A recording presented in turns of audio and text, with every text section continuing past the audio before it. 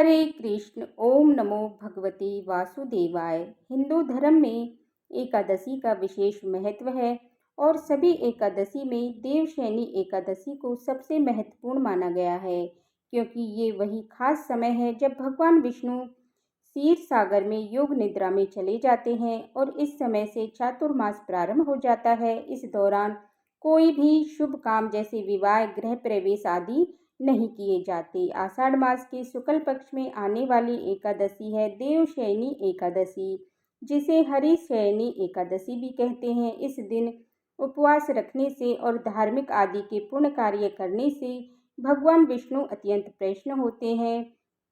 इस समय से भगवान विष्णु की प्रतिमा को शयन कराया जाता है। आइए जानते हैं साल 2025 में देवशयनी एकादशी का व्रत कब रहेगा, एकादशी और द्वादशी तिथि कब से कब तक रहेगी, कौन कौन से शुभ योग बन रहे हैं, भद्राकाल का समय कब से कब तक रहेगा और व्रत खोलने का यानी व्रत पारण करने का शुभ मुहूर्त कब से कब तक रहेगा। एकादशी व्रत के नियमों का पालन 3 दिन तक किया जाता है, जिसमें कुछ नियमों का पालन 10वीं तिथि से ही प्रारंभ हो जाता है। व्रत रखने वाले भक्तों को 10वीं तिथि के सूर्यास्त के बाद अन्न ग्रहण नहीं करना चाहिए, लेकिन फल, जल या दूध का सेवन आप रात के समय में भी कर सकते हैं।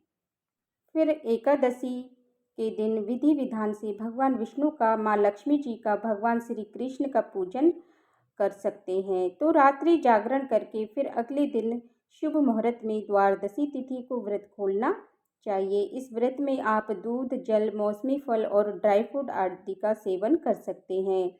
इस बार देवशयनी एकादशी का व्रत बहुत ही शुभ संयोगों के साथ रखा जाएगा, क्योंकि इस बार त्रिपुष्कर योग और सर्वार्थ सिद्धि योग देवशयनी एकादशी के दिन बन रहे हैं। ऐसे में अगर आप भी भगवान विष्णु की कृपा प्राप्त करना चाहते हैं, पापों से मुक्ति पाने के बाद मोक्ष की प्राप्ति की कामना रखते हैं, तो आपको भी इस दिन कुछ नियमों का पालन करके व्रत रखना चाहिए। आषाढ़ शुक्ल एकादशी तिथि प्रारंभ होगी 5 जुलाई दिन शनिवार को शाम 6:59 से और एकादशी तिथि समाप्त होगी 6 जुलाई रविवार की रात 9:14 पर। ऐसे में इस बार उदय तिथि के अनुसार 6 जुलाई के दिन रविवार को ही केवल एक दिन देवशयनी व्रत रहेगा। ध्यान रखिएगा कि एकादशी का व्रत 2 दिन नहीं बल्कि केवल 6 जुलाई को है। सभी गृहस्थ जन और वैष्णव जन एकमात्र इसी दिन एकादशी का व्रत रखेंगे। 10वीं तिथि के नियमों का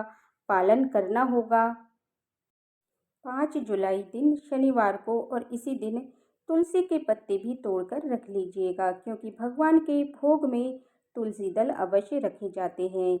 6 जुलाई रविवार को ब्रह्म मुहूर्त सुबह 4:14 से 5:02 तक रहेगा। सूर्योदय होगा सुबह 5:50 पर, सूर्यास्त शाम 7:12 पर। अभिजीत मुहूर्त दोपहर 12:04 से 12:58 तक और साध्य योग पूरा दिन रहने के बाद रात 9:27 के बाद में शुभ योग प्रारंभ हो जाएगा। राहु काल 4:30 से 6 बजे तक रहेगा। द्वादशी तिथि 6 जुलाई रविवार की रात 9:15 से प्रारंभ होगी। इसके साथ ही हरिवासर का समय शुरू हो जाएगा।